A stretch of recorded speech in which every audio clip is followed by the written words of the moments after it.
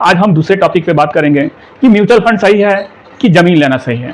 जमीन में लोग 15-20 लाख, जो भी 15-20 लाख, 30 लाख, 50 लाख, जो भी है, जैसे भी है, लोग डाल देते हैं। उसके लिए ध्यान देते हैं कि हाँ जमीन लेना है, इसका इतना वैल्यू है, ले लेंगे, आगे चल के कुछ बढ़ेगा, पैसा बेनिफिट मिलेगा, या हम शहर में रह सकते हैं। इस तरीक़ा से लोग सोच के ले लेते हैं। लेकिन वही चीज़ म्यूचुअल फंड में बड़ा पैसा डालने के लिए घबराते हैं, डरते हैं और सोचते हैं, क्योंकि वो उतना ही पैसा रहता है जितना उनके पूरा फ्यूचर का आमदनी जो रहता है, उसी हिसाब से पैसा आदमी इकट्ठा करेगा। तो उसके उस पैसे के ऊपर आदमी रिस्क नहीं लेना चाहता है। लेकिन आजकल जानते ही हैं कि जमीन में भी बहुत सारा रिस्क है। जमीन में भी बहुत सारा रिस्क है। एक तो आपको जमीन का रेट बढ़ता हुआ भले ही आपके बगल में जो है कुछ भी रेट से मिले, आपको चढ़ा बढ़ा के किसी और रेट में दे दिया जाता है, आपको चढ़ा बढ़ा के पैसा आपसे ऐंठ लिया जाता है। फिर कागजी कार्रवाई में भी गलत हो जाती है। बहुत सारा ऐसा है, एक जमीन पे 4-4 रजिस्ट्री हो जाती है। ऐसा होता है, एक जमीन पे 4-4 रजिस्ट्री हो जाती है। तो इसमें भी फ्रॉडगिरी बहुत ज़्यादा है। तो आखिर इस सब चीज़ से कैसे बचा जाए? तो आज म्यूचुअल फंड और जमीन पे ये वीडियो है। आपको कॉन्सेप्ट और कहानी सही लगे तो आप जरूर सब्सक्राइब कीजिएगा, लाइक कीजिएगा और कमेंट कीजिएगा। पब्लिक में कुछ जानकारी देना, नहीं जानते हैं तो जान लें, समझ लें कि म्यूचुअल फंड क्या होता है। हमको मालूम है कि जो लोग हमारा चैनल सब्सक्राइब किए हैं तो वो लोग म्यूचुअल फंड में इन्वेस्टमेंट करते ही होंगे, ये तो पता है। या कुछ लोग नहीं किए होंगे तो जानकारी के लिए जरूर हमारे पास फ़ोन करते हैं, पूछते हैं, समझते हैं, समझाते हैं। हम जब पूरा अच्छी तरह समझ जाएंगे तो जरूर करेंगे। मेरा कोई म्यूचुअल फंड से ये नहीं है कि म्यूचुअल फंड एक यूट्यूब और जानकारी है, इसलिए आपको मैं बता रहा हूँ। वीडियो अगर अच्छा लगे तो जरूर सब्सक्राइब कीजिएगा, लाइक कीजिएगा और कमेंट कीजिएगा। चलिए जानते हैं एक कहानी के माध्यम से। मास्टर साहब जी थे एक, अब कोई भी मास्टर जी, अब मास्टर साहब लोगों को कुछ ठेस पहुंचे तो अलग की बात है। मास्टर साहब से कहानी से हम शुरुआत करेंगे। मास्टर साहब के 2 बेटे थे, वो रिटायर हुए। उनको रिटायर हुए तो उनको 30 लाख रुपया मिला। मास्टर साहब को 30 लाख रुपया मिला। तो मास्टर साहब ने 10 लाख रुपया अपने लिए, क्योंकि उनका भी लाइफ है, उनका भी जीवन है, 10 लाख रुपया अपने लिए सेव करके रख लिए और दोनों बेटे को 10-10 लाख रुपया, 2 बेटों को 10-10 लाख रुपया उन्होंने दे दिया। मास्टर साहब ने मिला इनको 30 लाख, 10 लाख अपने लिए वो रखे, एफडी वगैरह में सेव करके रखे, और दोनों बेटों को 10-10 लाख दे दिया। बोला बेटा जाओ, जो मर्जी तुमको जो समझ में आए वो अपना काम कर लो। तो एक बेटे ने क्या किया, बड़ा बेटा जो कि 10 लाख उनको मिला, तो बड़े बेटे ने जमीन ले लिया, शहर में जाके जमीन ले लिया 10 लाख का, और जमीन लेके वो छोड़ दिए। और अपना, ये तो पिताजी का पैसा था, अपना कमाते रहे 10-15 साल में कमा के पैसा इकट्ठा करके फिर उन्होंने घर भी बनवा लिया। तो चलिए, ये तो 15 साल लेके छोड़ दिया, क्योंकि जमीन कोई लेता है तो तत्काल बनवाना असंभव हो जाता है। इसलिए कि पैसा जब वो लगाता है जमीन में तो क्या करता है, वो अपना पूरा कैपेसिटी का पैसा लगा देता है। सबसे बड़ी गलती यही होती है, जितना उसके पास पैसा रहता है उसका पूरा कैपेसिटी का पैसा वो लगा देता है। फिर बाद में वो कमा के मतलब सर्विस करके, जैसे भी करके, फिर बाद में पैसा इकट्ठा करके फिर आगे का काम करता है। और हर आदमी का यही काम है। जैसे जो कम कमाने वाले हैं, जो सीमित में कमाने वाले हैं, भाई बड़े बड़े लोगों की बात तो अलग बात है कि हर रोज 1 लाख 2 लाख आ रहा है। लेकिन जो छोटे, जो कम कमाने वाले जो लोग हैं, उनके लिए वो पूरा एक ही बार सब पैसा लगा देते हैं लोग कि चलो 1000 स्क्वायर फुट जमीन लेना है तो जितना पैसा होगा, बल्कि 1200 ले लेंगे, 1500 ले लेंगे, सब पैसा लगा के वो लोग ले लेते हैं। फिर आगे सोचते हैं कि फिर कमाएंगे तो अपना घर बनवाएंगे और आगे गाड़ी चलती रहेगी। तो पिताजी के पैसे से इन्होंने जमीन ले लिया और 15 साल तक लेके छोड़ दिया। हर जमीन अलग अलग जगह पे अलग अलग तरीके से बढ़ती है। कहीं रोड के किनारे जमीन है, उसका कुछ और रेट होगा, जो अंदर की जमीन है उसका कुछ और रेट, शहर के पास जमीन है उसका कुछ और रेट होगा, जो रोड के किनारे, हाईवे किनारे जमीन है उसका कुछ और रेट होगा। तो इस तरीके से जमीन का रेट तो लगाना असंभव है। जमीन 15% से भी बढ़ सकता है, 20% से भी बढ़ सकता है, और कोई जमीन ऐसा भी मिल जाता है कि वो जमीन जो वहाँ का वहाँ रह जाता है, आदमी बेच ही नहीं पाता है या कुछ कर ही नहीं पाता है। तो इस तरीके से आदमी, इसमें भी तो रिस्क तो है ही है, ऐसा नहीं है कि रिस्क नहीं है। जमीन लेना भी बहुत बड़ा रिस्क है। तो बड़े बेटे ने क्या किया, 10 लाख का जमीन ले लिया शहर में। और यदि हम अपने कैलकुलेशन से हम कर रहे हैं, आपका कैलकुलेशन या आपका जगह, आपका एरिया कुछ और हो, उससे नहीं मतलब है, लेकिन एक जानकारी के पर्पज से मैं बता रहा हूं। यदि 8% का, जब भी मान लीजिए 7% दे रहा है, इन्फ्लेशन महंगाई इधर 6-7%, 8% बढ़ रहा है, तो यदि हम 8% मानते हैं, 10 लाख रुपया की जमीन लिए 8% मानते हैं, तो 15 साल में जो है कि 37 लाख रुपया उस जमीन का कीमत होगा इस परसेंटेज से। वो भी जमीन सही जगह पे होगी तब होगा, तो 37 लाख रुपया होता है। फिर उन्होंने क्या किया, भाई 15 साल कमाए भी तो 15 साल कमाए तो 50 लाख और वो कमा लिए, कहीं से जो भी नौकरी करते हैं, सर्विस करते हैं, तो 50 लाख में कैसे भी करके घर रहने लायक उन्होंने बनवा लिया। तो इनका टोटल खर्च आ गया 87,72,000 मान के चलिए, जमीन का रेट हो गया, और इन्होंने ये बनवा लिया।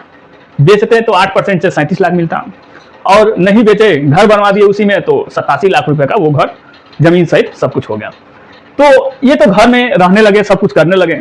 अब चलते हैं, एक फंड भी बताएंगे, जो कि ये फंड एक एजुकेशन पर्पज से हम बताएंगे, बस नॉलेज के लिए आपको देखना है। अब छोटे बेटे जो है वो सोशल मीडिया से जहां तहां से सुनते थे कि म्यूचुअल फंड ऐसा है, म्यूचुअल फंड ऐसा है, एडवर्टाइज प्रचार से सुनते थे, और इसके बाद उन्हें वो नॉलेज रखना चालू कर दिया। तो छोटे बेटे ने क्या किया, 10 लाख रुपया म्यूचुअल फंड कंपनी में जो है कि वो जानते थे, तो एचडीएफसी बैंक में वो जाके 10 लाख रुपए का लमसम कर दिया, ये एचडीएफसी मिड कैप अपॉर्चुनिटी में।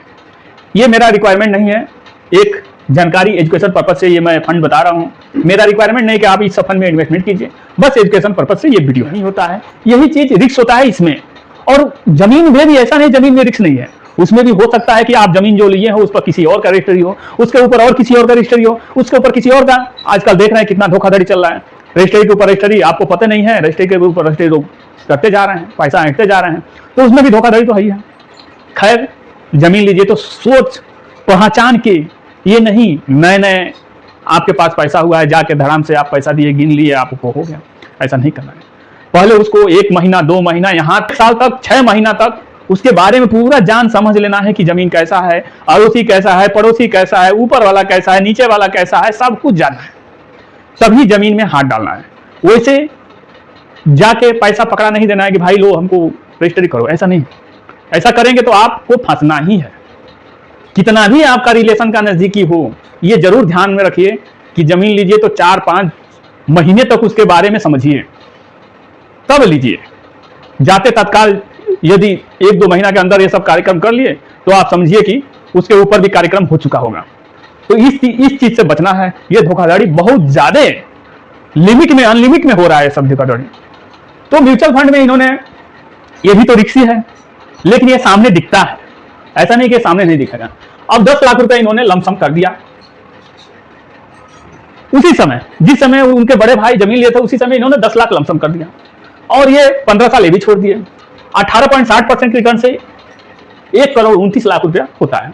10 लाख रुपया इनका मूलधन था, इन्होंने निकाल दिया अपना मूलधन, 1,19,00,000 बचा। ये ब्याज है 1,19,00,000। अब इसमें से जो है कि 1,25,000 गवर्नमेंट छूट भी दे रही है, उसमें से वो भी निकाल दिए। अब बचा 1,18,00,000। 1,18,00,000 का 12% जो है कि सरकार टैक्स भी तो लेगी, तो 14,80,000 मान के चलिए, 14,80,000 समथिंग टैक्स भी लग गया। तो टैक्स भी इन्होंने दे दिया। ये long term capital gain tax हमने जोड़ा है, शॉर्ट टर्म 200-400 और मान लीजिए, 500 और मान लीजिए, तो मान के चलिए कि 14,80,000 इन्होंने टैक्स भर दिया। अब बचा इनके पास 1,35,000 ये बचा, 1,25,000 ये बचा, और 10 लाख का इनका मूलधन ही था। अब टोटल जोड़ेंगे तो 11-12 लाख, 12 लाख के समथिंग, 12,70,000 के समथिंग इनके पास पैसा हो गया। अब आप यही सोचिए कि ये पूरा जीवन कमाते रहे, कमाते रहे, कमाते रहे। कहानी यहां से एक बनती है कि ये जीवन भर 15 साल कमाए भी, 50 लाख जुटाए भी, पेट काट के घर बनवा लिए। भाई मेहनत किए, 50 लाख जुटाए भी, 15 साल में ये घर बनवा लिए। घर का ये, अगर ये बढ़ोतरी यही माना जाए, 8% से माना जाए, यदि बढ़ोतरी 8% से ही माना जाए उस जमीन का, वैसे तो कहीं कहीं 20 भी है, कहीं 15 भी होगा, कहीं कुछ भी नहीं होगा, वो तो एरिया पे डिपेंड है। लेकिन हमारे कहने का मतलब हम 8% से ही जोड़ रहे हैं, इन्फ्लेशन के तरीके से जोड़ रहे हैं। तो ये 50 लाख रुपए, 87 लाख रुपए इनका पूरा जायदाद हो गया। और वही चीज ये किए तो 1,12,00,000 से ऊपर, 1,12,13 लाख रुपया इस तरीका से हो सकता था ये एचडीएफसी मिड कैप अपॉर्चुनिटी में, लेकिन जानकारी न रहने से, लोगों को अवेयरनेस नहीं मिलने से, एक बताने वाला सही तरीका से कोई नहीं बताता है, ये भी बात फंसती है। तो इसीलिए हमारे कहने का मतलब, अब इसमें 1,12,00,000 में 10 लाख ये मान लीजिए 1,25,000 ये दोनों मिलाएंगे, और फिर जो इसमें से कुछ बचा हुआ है ये 35,000 सब मिलाएंगे, तो मतलब मान के चलिए कि 1,11,00,000 रुपया समथिंग हो सकता है, हो गया होगा इस तरह कैलकुलेट करेंगे तो। अब 1,11,00,000 और ये अपना 15 साल जो कमाए वो अलग है, उसमें से एक भी पैसा खर्च नहीं किए हैं। जो 15 साल कमाए ये भी तो 50 लाख कमाए होंगे, उनके छोटे भाई हैं, 50 लाख तो ये भी कमाए होंगे, वो पैसा अलग है। लेकिन यही पैसा 87 लाख हो रहा है, और यही पैसा 1,12,00,000 रुपया समथिंग हो जाएगा। तो आप सोचिए कि ये 15 साल कमाए भी, मेहनत भी किए, वो वही को वहीं रह गए, और ये बस एक बार डाल दिए। हमारा कहने का मतलब ये नहीं है कि आप इसको मैं प्रमोट कर रहा हूं, नहीं, आपको जानकारी दे रहा हूं, एजुकेशन दे रहा हूं, आपको जानकारी होनी चाहिए इस सब के बारे में, इसीलिए हम आपको ये बता रहे हैं। मेरा कोई रिक्वायरमेंट नहीं है कि आप इस सब फंड में इन्वेस्टमेंट कीजिए, बस जानकारी होना जरूरी है, हर आदमी को जानकारी होना जरूरी है। ये इंडिया सब इसी से चलता है, इंडिया का जीडीपी इसी से चलेगी, कंपनी नहीं चलेगी तो इंडिया का जीडीपी नहीं बढ़ेगा, तो सब कुछ इसी तरीके से चलता है। तो एक विश्वास तो करना ही पड़ेगा अपने इंडिया पे, अपने देश पे। तो विश्वास करेंगे तो विश्वास का ये है 1,12,00,000 समथिंग, 11 लाख समथिंग। अब सोचिए कि इन्होंने पूरा समय भी दिया, और इतना में 1,12,00,000 में घर भी हो सकता है, 25-50 लाख रुपया बच भी सकता है इस तरीका से। जो मेरा यदि आप लोगों को कुछ मोटिवेशन लगा हो, अच्छा लगा हो, कुछ समझ में आया हो इस कहानी के माध्यम से, कुछ अवेयरनेस अंदर घुसी हो, कुछ जानकारी प्राप्त हुई हो, तो जरूर कमेंट कीजिए, लाइक कीजिए, सब्सक्राइब कीजिए, और दूसरों भाइयों को भी बताइए, शेयर कीजिए, इसके बारे में जानकारी दीजिए। भले ही इसमें तो रिस्क होता है, कोई गारंटी नहीं होती है कि ये इतना देगा कि नहीं देगा, कोई गारंटी नहीं होती, लेकिन पिछले 15 साल से ये दिया हुआ है। हम आगे भी एक्सेप्ट कर सकते हैं, दे सकता है, नहीं दे सकता है, चलिए, लेकिन रिस्क तो उठाना ही चाहिए, हर आदमी को थोड़ा थोड़ा रिस्क उठाना चाहिए। तो देखिए, ये बस आपको समझाना हमारा ये था यूट्यूब चैनल के माध्यम से। आप बस ये देखना है आपको कि कहीं भी इन्वेस्टमेंट कीजिए, सोच समझ के कीजिए, अपने एडवाइजर से पूछ के कीजिए, समझ के कीजिए। तो मेरा वीडियो आप लोगों को सही लगा हो तो जरूर सब्सक्राइब कीजिए, लाइक कीजिए, कमेंट कीजिए। मिलते हैं एक अगले नए वीडियो में। जय हिंद, जय भारत।